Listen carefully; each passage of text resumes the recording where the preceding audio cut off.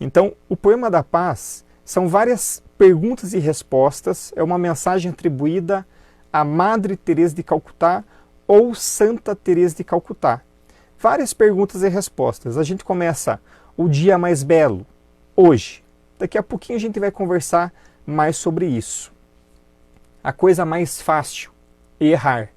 E se nós analisarmos, é realmente isso. Por quê? Porque muitas das nossas ações, nós agimos sem pensar. Agindo sem pensar, fica muito fácil errar. E como a gente erra no nosso dia a dia, infelizmente. O maior obstáculo é o medo. E nesses dias de pandemia, o quanto o medo está assolando as pessoas.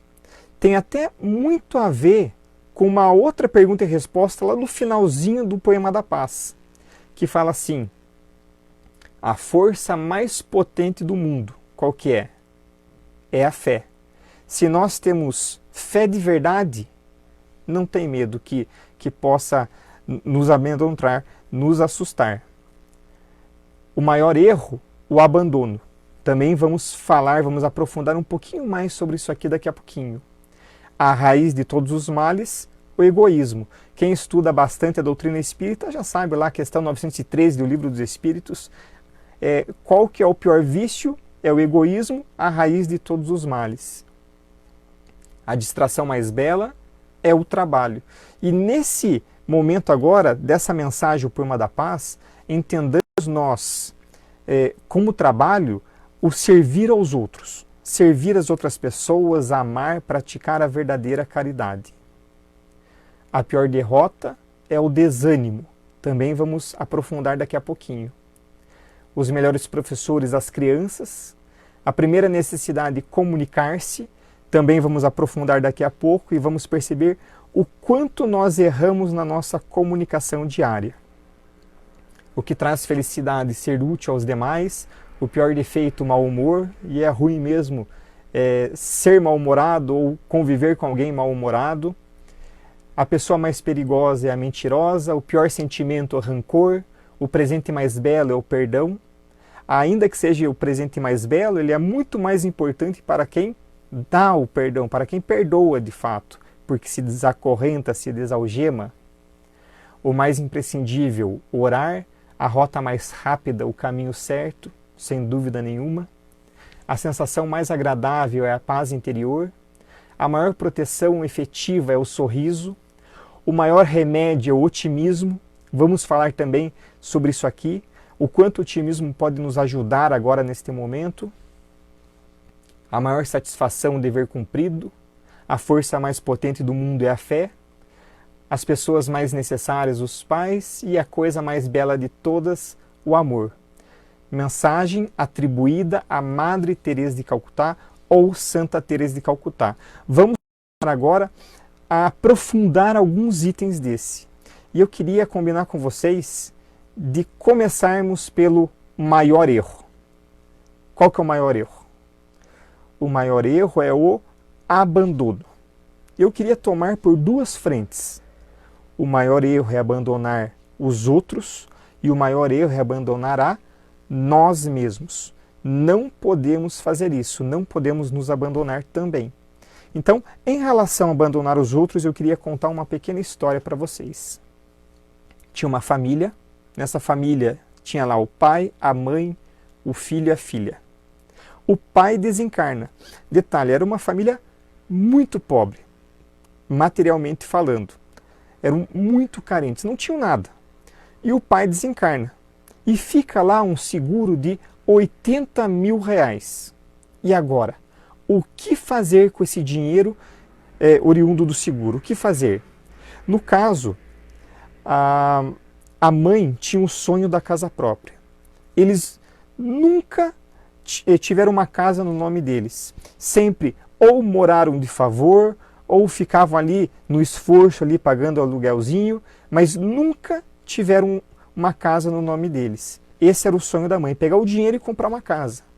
Já a filha tinha o sonho de cursar uma faculdade. E com esse dinheiro, ela poderia pagar o curso que ela quisesse. Já o filho tinha uma ideia mais ambiciosa, queria abrir um projeto, uma sociedade com um tal amigo. E ele dizia para a mãe: mãe, abrindo essa sociedade eu consigo comprar quantas casas a senhora quiser. Falava para a irmã: minha irmã, abrindo essa sociedade eu consigo pagar quantas faculdades você quisesse. E no caso vocês, deixariam dinheiro para a mãe, para o filho ou para a filha? Deixariam dinheiro para quem? Lembrando que era um dinheiro pouco e só daria para um deles. Não daria para dividir entre os três, porque se dividisse não daria para nada. No caso, o dinheiro ficou com o filho. Só que o tal amigo não era tão amigo assim. E fugiu da cidade com todo o dinheiro. Fugiu. E não sobrou nada daqueles 80 mil reais. E aí ele é forçado a voltar para casa, contar para a irmã o que aconteceu. Ele é forçado a voltar para casa, contar para a mãe o que aconteceu. Como vocês receberiam um irmão nessa condição? Como vocês receberiam um filho nessa condição? A irmã, a hora que ele chegou na casa e contou tudo isso, xingou ele de tudo que é nome. Xingou, brigou com ele, brigou. E quando ela para um pouquinho para respirar, a mãe diz assim para ela: filha, achei que tivesse ensinado você a amar o seu irmão. Amar o meu irmão? Não restou nada nele para eu amar. E a mãe calmamente diz para a filha: filha, sempre resta alguma coisa para se amar. E se você não aprendeu isso, você não aprendeu nada. Quando você acha que é momento de amar as pessoas com mais intensidade? Nos momentos que elas estão ali fazendo coisas boas para você, no momento que elas estão ali fazendo coisas agradáveis para você? Isso é muito conveniente, isso é muito fácil. Vamos combinar. Qual é o momento de se amar? O momento de se amar são todos. Mas quando que as pessoas mais precisam de amor? As pessoas mais precisam de amor quando elas menos merecem. As pessoas mais precisam de amor quando elas estão lá no fundo do poço. Estão lá humilhadas e precisam de fato do nosso amor. Por isso que a gente já começa com essa história para dizer: o maior erro, o abandono. Não podemos abandonar ninguém.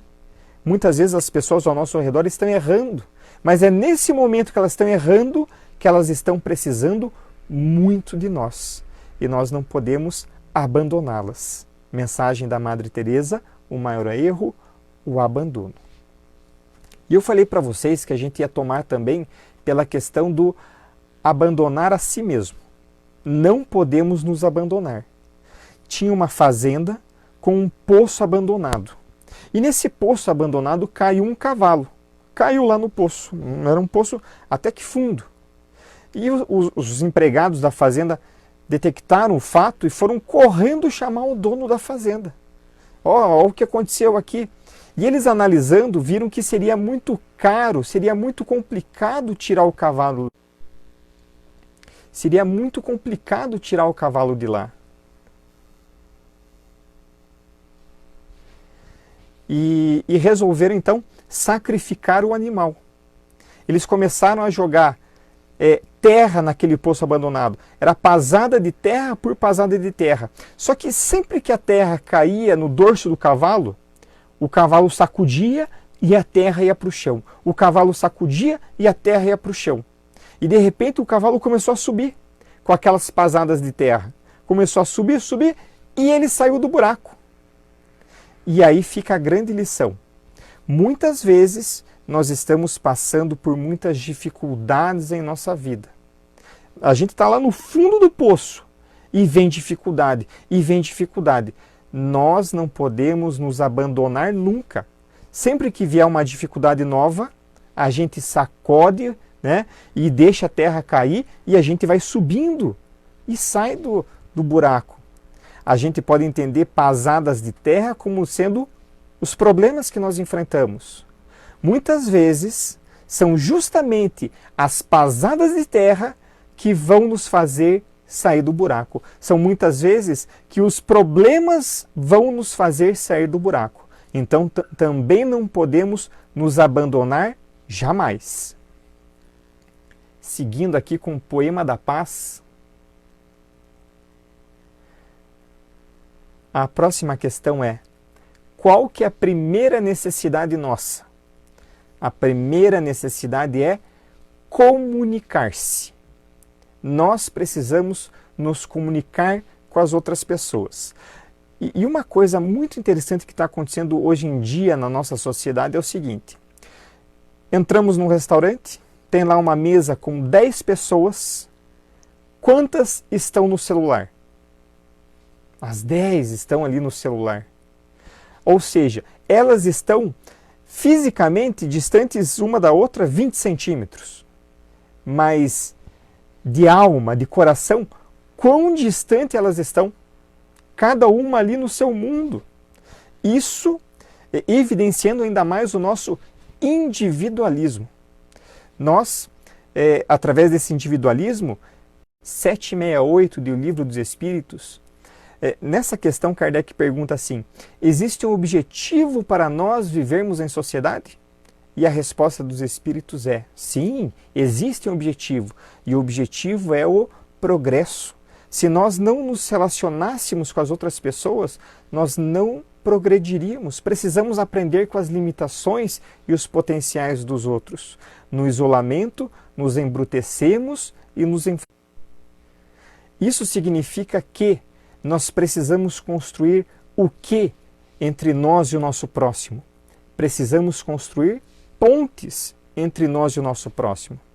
E infelizmente, do jeito que está hoje a situação, nós estamos construindo barreiras. A gente fica lá no nosso celular, a pessoa do nosso lado no celular dela, e ali, ó, aquela questão de barreira. Então, por isso que a gente coloca, a primeira necessidade é comunicar-se. E a gente percebe que as pessoas estão cada dia se comunicando menos. Por que as pessoas não se comunicam?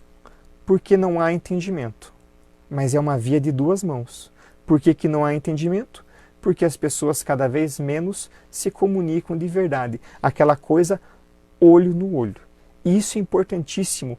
Isso nós precisamos fazer. Em relação à comunicação, eu queria citar para vocês 2 itens. A questão do ouvir e a questão do falar. Nós sabemos ouvir? Como é que anda o nosso falar? O nosso ouvir, existe 2 formas de nós ouvirmos as pessoas. Tem o ouvir ativo e tem o ouvir passivo. Como é que funciona o ouvir passivo? Primeiro eu vou começar com o passivo. No ouvir passivo, eu fico em silêncio enquanto uma pessoa está ali na minha frente tagarelando. E falando, e falando, e falando. E eu ali pensando como que eu posso terminar aquela conversa logo. Ou pensando como desviar a conversa para que ela se torne mais prazerosa para mim. E sempre julgando a outra pessoa a partir do meu ponto de vista. Então, eu fico pensando ali no ouvir passivo, como que eu posso desviar a conversa. A pessoa vem faceira contar para mim o que ela fez no final de semana. E eu rapidamente já quero desviar a conversa para contar o que eu fiz no final de semana, porque eu me considero mais importante que a outra pessoa. Quantas vezes que nós já não fizemos isso? Interrompemos alguém, paramos de ouvir o que ela está falando e começamos a falar sobre nós. Isso não é bondade, isso não é caridade, isso é apenas exacerbar o nosso egoísmo. Esse é o ouvir passivo. Já o ouvir ativo é o seguinte: para vocês terem uma ideia, nós pensamos 4 vezes mais rápido do que nós falamos. Então, enquanto uma pessoa está ali falando, tem um turbilhão de pensamentos na mente da outra pessoa, a pessoa que está ali ouvindo. Para a pessoa que está ali ouvindo, de fato, ouvir o que está sendo falado, ela precisa frear todo o ruído interno, bloquear todo o ruído interno. E isso exige sacrifício da parte dela. Um outro detalhe é que a pessoa que ouve de forma ativa, ela ouve se colocando no lugar da pessoa que está falando. Então, eu ouço com empatia, me colocando no lugar do outro. Esse ouvir, sim, é uma bondade. E nós costumamos ouvir as pessoas mais de que maneira? De forma passiva ou de forma ativa? Como que é o nosso ouvir? Será que a gente sabe ouvir os outros? Em relação ao falar, tem uma frase que é muito conhecida. As 3 coisas que jamais voltam atrás. A flecha lançada, a palavra dita e a oportunidade perdida. Ou seja, a palavra dita não volta atrás. Quando a palavra sai dos nossos lábios, nós precisamos arcar com as consequências. Porque é a lei. Tudo que eu semeio, eu colho. Tudo que eu ando falando, se eu estou falando coisas boas, o que eu vou colher? Se eu estou falando coisas ruins, o que eu vou colher? O que eu semeio, eu colho. E se eu pegar de 0 a 100%, quanto do que eu estou falando é coisa boa, que constrói, coisas construtivas? De 0 a 100%, quanto do que eu estou falando é abobrinha e não serve para nada? E de 0 a 100%, quanto do que eu estou falando que são coisas negativas, que rebaixam os outros, que menosprezam, que diminuem e que destroem? Analisemos como anda o nosso falar. Uma última dica em relação a esse tópico vem de Sócrates. Sócrates, ele tinha a prova dos 3 filtros. Então, certa vez, um discípulo chegou para Sócrates e disse: Sócrates, eu tenho uma coisa para te contar, é sobre um amigo teu. E Sócrates calmamente falou: pera aí, antes que você fale do meu amigo, eu quero ver se você supera uma pequena prova. É a prova dos 3 filtros. Em primeiro lugar, o que você vai falar do meu amigo é uma coisa boa? E o discípulo dele falou: não, na verdade é uma coisa ruim que eu vou falar do teu amigo. Então tá bom. O segundo filtro é o que você vai falar para mim. É verdade? Você tem certeza do que você vai falar para mim? Não.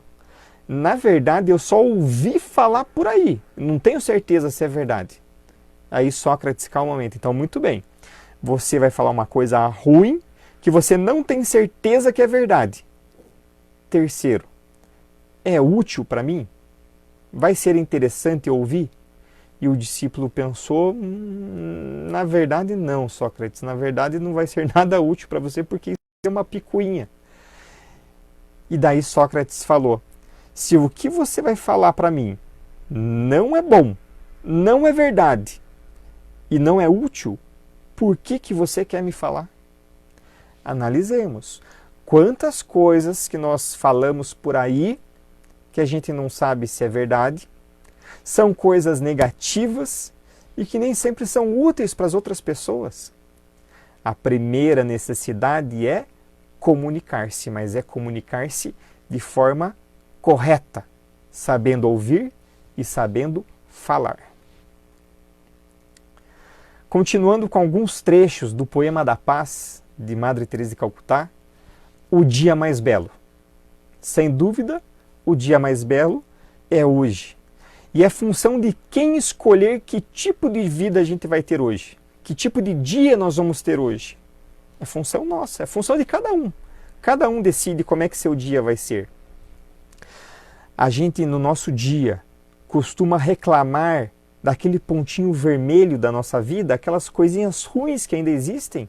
Ou nós costumamos agradecer todas as bênçãos que nós temos, toda aquela área branca em volta? Imaginemos, a vida de todos nós é assim, um quadro branco grande com um pontinho vermelho ali no meio. Pontinho vermelho representa as coisas ruins. A área branca representa as coisas boas. Nós costumamos fazer o quê? Reclamar mais do pontinho vermelho ou agradecer mais pela área branca? O que a gente costuma fazer no nosso dia a dia? E somos nós que damos utilidade às horas. Como que nós estamos investindo o nosso tempo? Ah, mas nesse tempo de pandemia eu não consigo nem sair de casa. Mas mesmo em casa você consegue fazer coisas boas. É só colocar um pouquinho a cabeça para pensar que você já vai ter muitas ideias do que fazer para fazer o bem mesmo estando em casa. Um detalhe importante em relação a esse tópico. O dia mais belo é hoje. Certa feita eu vi uma palestra de um palestrante corporativo chamado Marins. E ele apresentou uma pesquisa para nós que diz que nós vivemos 70% no passado. 70% é muita coisa. E quando a gente vive no passado, quais são os sentimentos gerados em nós? Nostalgia, aquela coisa, no meu tempo era bom, agora nada presta. Ah, como era bom antes, agora está tudo ruim. Nostalgia. E o outro sentimento gerado é culpa. Culpa pelo que eu fiz e me arrependi, e culpa pelo que eu deixei de fazer e me arrependi por ter deixado de fazer. Eu posso mudar as coisas do meu passado? Eu posso, é lógico que eu posso. Só que eu só vou mudar as coisas do meu passado agindo no presente, agindo no dia de hoje. Então, que eu aprenda as lições do passado, deixe o passado lá e comece a investir mais no hoje. Hoje tem que ser valorizado. 70% nós vivemos no passado. 25% do nosso tempo nós vivemos no futuro. E quando a gente vive no futuro, quais são os sentimentos gerados? Devaneio, pré-julgamentos, preocupação. Tudo isso. A gente fica pensando como é que vai ser lá na frente. E se a gente fica pensando, pode ser que nós esqueçamos de trabalhar no dia de hoje. E se nós não construirmos hoje, o que a gente vai ter amanhã? Tem uma frase que eu considero muito profunda e que tem tudo a ver com esse tópico. Essa frase de autor desconhecido é assim: daqui a um ano você vai desejar ter começado hoje. Temos que valorizar o hoje. Se nós trabalharmos bastante no hoje, construirmos bastante hoje, o futuro vai ser muito bom, muito positivo para nós. Então, se nós vivemos 70% no passado, 25% no futuro, quanto que sobrou para nós vivermos hoje? 5%. E 5% é muito pouco. O dia mais belo é hoje. E a gente deixa tão pouco para viver hoje. Por isso, tudo que nós fizermos hoje tem que ser coisas que estejam valendo a pena. O nosso dia de hoje tem que ser muito bem aproveitado. Tem uma frase de autor desconhecido que diz assim: o que você fizer hoje é muito importante, pois você está trocando um dia da sua vida por isso. E um dia da nossa vida é algo muito precioso. Qual que é a pior derrota de todas? Dando sequência agora ao poema da paz, próximo tópico, a pior derrota é o desânimo.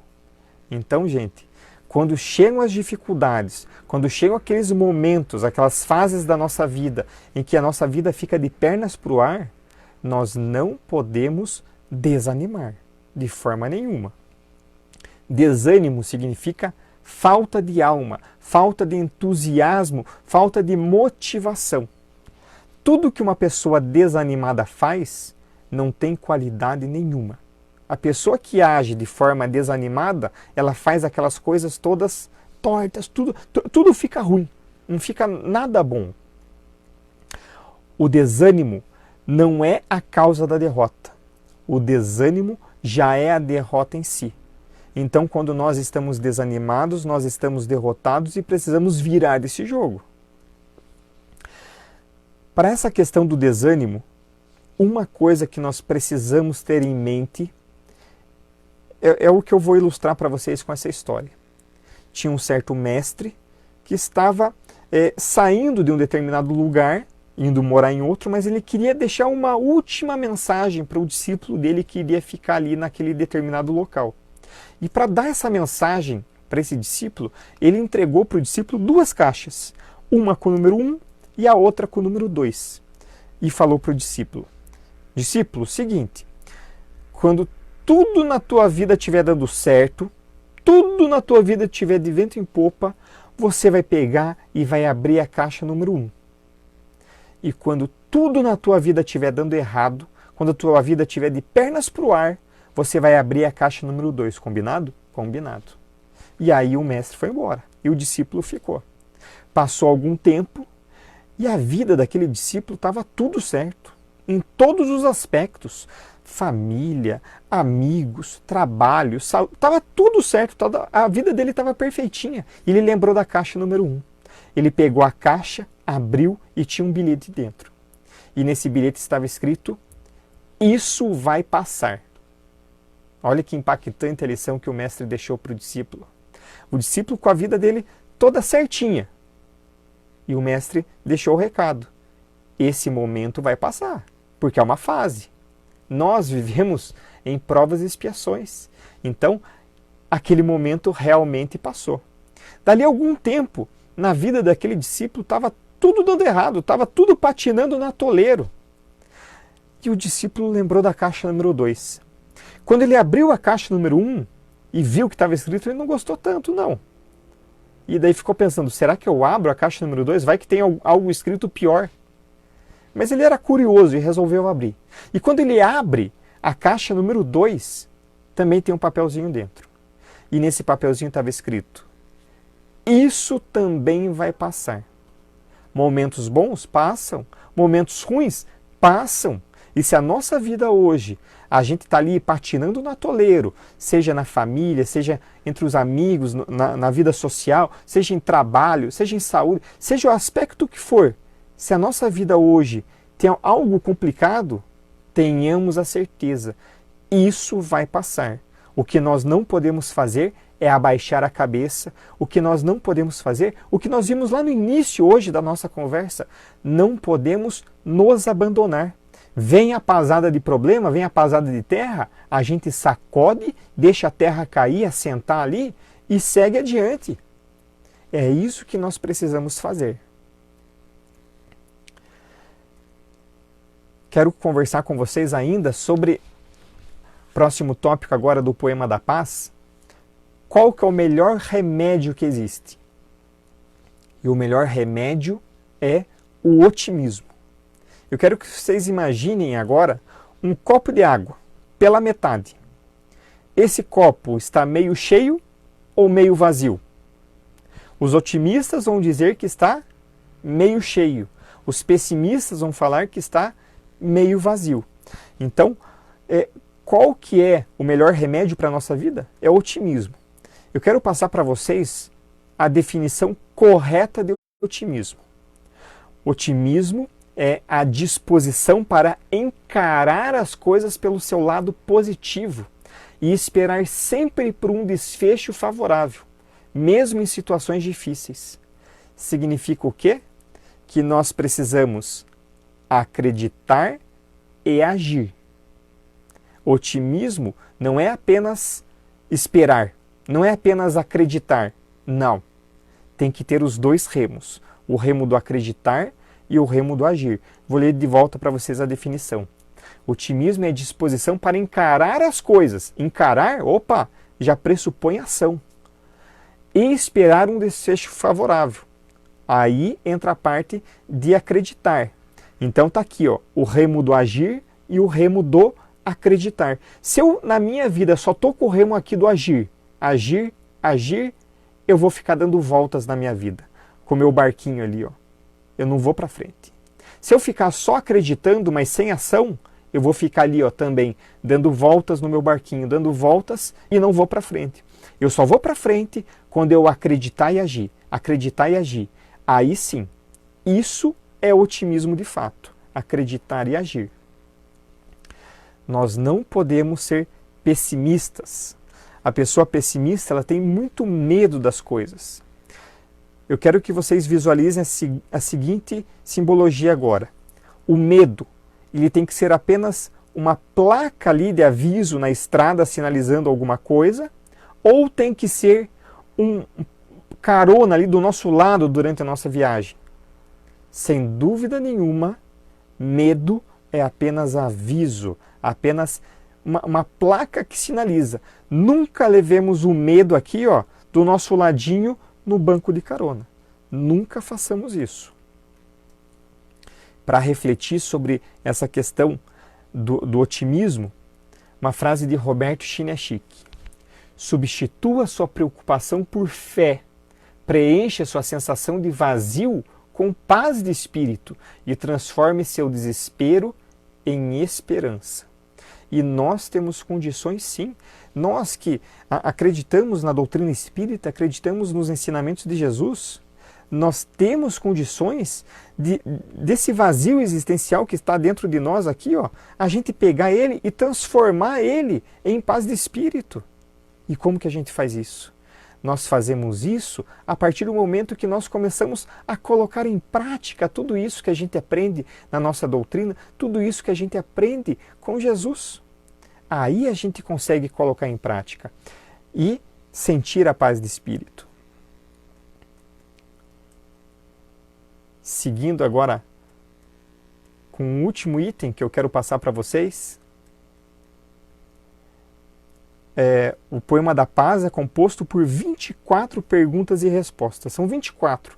Cada um a gente poderia ficar conversando bastante ali e refletindo sobre os itens. Eu consegui passar para vocês ali poucos. Dá para contar ali nos dedos de uma mão ali quantos que eu passei. Eu quero ir para vocês agora para o último. A mais bela de todas as coisas. E a mais bela de todas as coisas é o amor. O amor que nós precisamos colocar em prática no nosso dia a dia. Sabe o que a gente pode fazer para colocar o amor em prática? Tem uma frase de Jesus que é muito poderosa e que a gente deve ter ela constantemente na nossa mente e no nosso coração. Essa frase é: faça aos outros somente aquilo que você gostaria que lhe fizessem. Se nós agíssemos dessa maneira no nosso dia a dia, sem dúvida nenhuma, nós estaríamos galgando degraus rapidamente na nossa evolução. Porque é isso que nós precisamos fazer. Sempre antes de eu fazer qualquer coisa. Opa, eu gostaria que fizessem isso para mim? Sim, gostaria, então eu vou lá e faço. Se eu for fazer uma coisa e penso, opa, mas isso eu não gostaria que me fizesse? Ah, então não faço. A nossa vida seria outra. E nós começaríamos a agir com muito mais amor para com as pessoas. Amor, que é a coisa mais bela de todas. Esse é o Poema da Paz, que são 24 perguntas e respostas. Eu queria convidar todos vocês, eu vou colocar aqui agora, bem rapidinho, só um minutinho, eu vou colocar aqui no comentário agora um link para o YouTube. Depois todo mundo, eu coloquei aqui como Dom Bosco, tá? Que eu estou no perfil do Dom Bosco. Eu queria convidar todos vocês, logo após eu fazer a prece, para acessar esse link, que é uma montagem de vídeo com as 24 perguntas e respostas do Poemas da Paz.